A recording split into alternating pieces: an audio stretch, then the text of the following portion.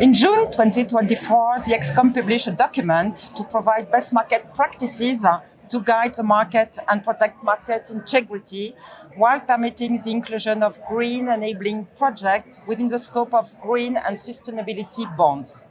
I'm pleased to have Emilie and Orith with me today. Emilie is Head of Sustainable Finance in Capital Market Americas at BNP Paribas, and Orith is Global Head of Sustainable Finance at Natixis.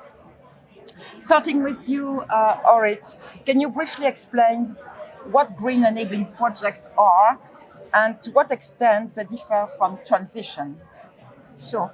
So green enabling projects are any projects in the value chain of a green project that are instrumental and necessary in delivering the environmental benefits of a green project.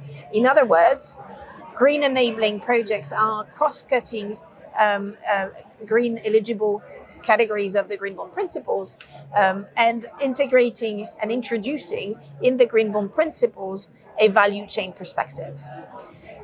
When it comes to differentiating it with the notion of transition, here again, we are looking at the value chain of green eligible projects.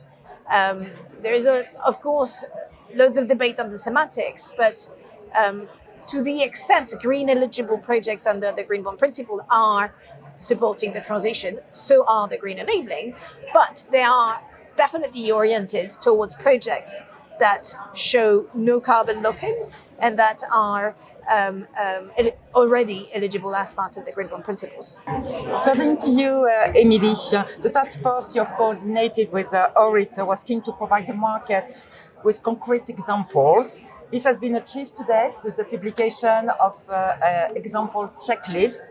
Can you tell me more about this? Sure, thank you for the question, Valérie. So the checklist we worked on with the whole task force is actually a tool that should be used by any user of the green enabling guideline documents to support themselves on how to actually demonstrate their project align. It is nothing more than really a set of examples where we've taken every single criteria of the green enabling project guidance document to then define what will be a good example per sector and what will be where relevant the counter example against this guidance document. So we took 4 of the sectors that we identified as key in the guidance document. So those are metals and mining, where we looked into lithium mining. We looked at chemicals and specialty chemicals, focusing on specialty chemicals. We then looked into manufacturing of industrial components, and here the key example we selected is the manufacturing of power cables. And finally, ICT and telecommunication, where we looked into smart mobility. And so here it's again a set of illustrative examples that can be used as a concrete application of the guiding documents. And hopefully it will be helpful for all participants. Very useful, thank you. The last question for the two of you.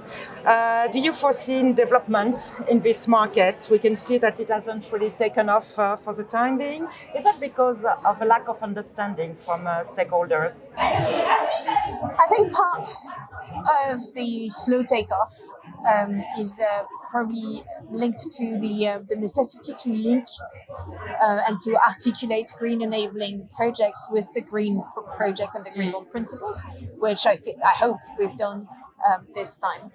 And another aspect of the slow take-up, in my view, is the fact that for the first time we really include the notion of end users. What are the green enabling projects used for? And hopefully with this clarification that we've added with the checklist, but also with the Q&A, that will be much more digestible, comprehensible for many of the users on how to tackle this challenge of end users, which is a first in ICMA guidelines. And maybe one last idea is we have also opened the door for green enabling concept to penetrate other dimensions than just climate, including nature. So that will also probably widen the type of use cases. Okay, thank you. Thank you. Good.